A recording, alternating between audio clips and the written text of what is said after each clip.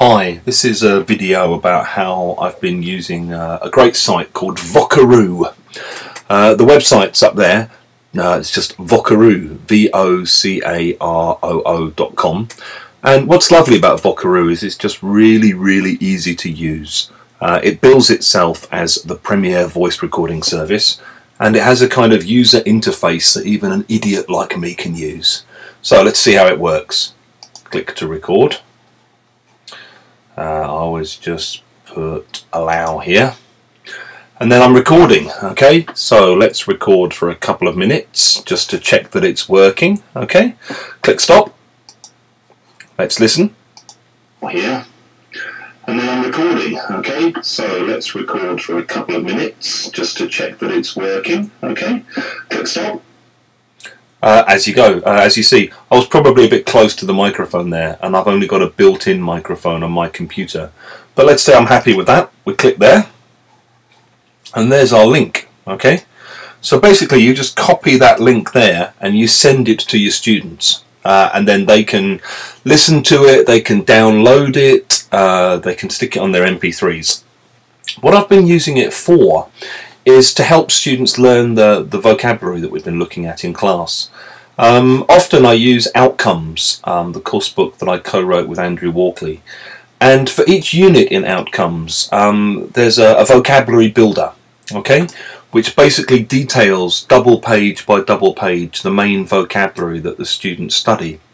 And every week I basically just choose 50 items from here, 50 keywords in collocations. Okay, so I don't know, let's just see.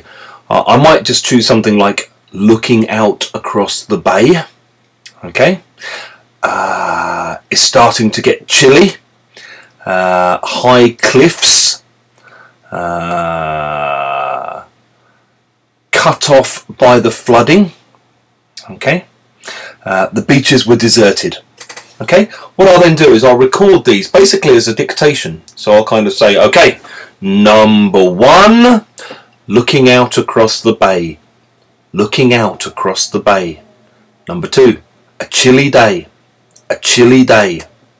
Number three, high cliffs. High cliffs. Number four, cut off by the flooding. Cut off by the flooding. Number five, the beaches were deserted. The beaches were deserted.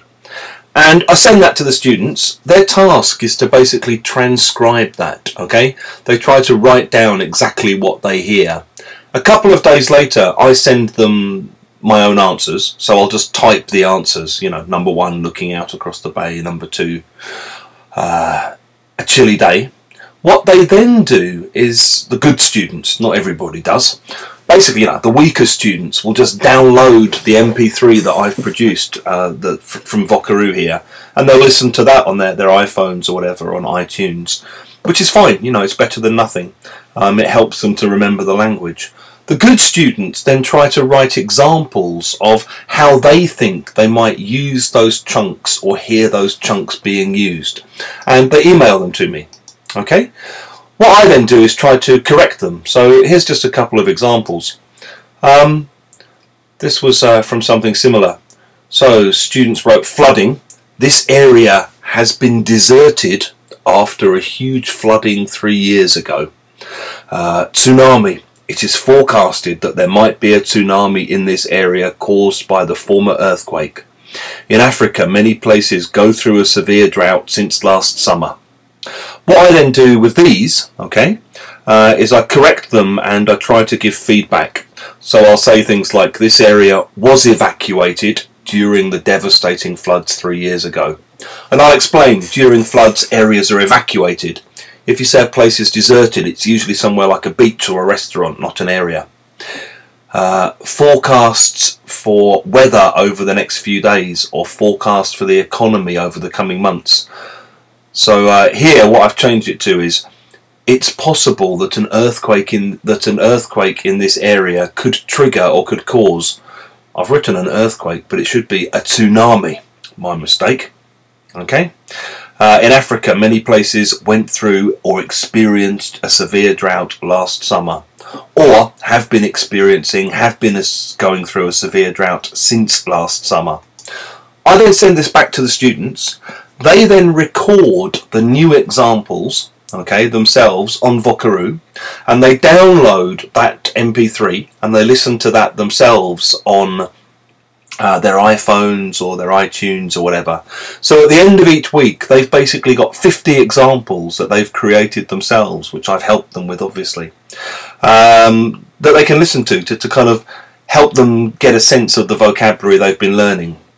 The other thing that I often do with Vocaroo is I basically just ask students to do homework. Okay, so maybe we've done a kind of speaking task in class and I just tell them for homework, go home and record yourself talking about it and email it to me. So I get things like this through the emails. 1 minute.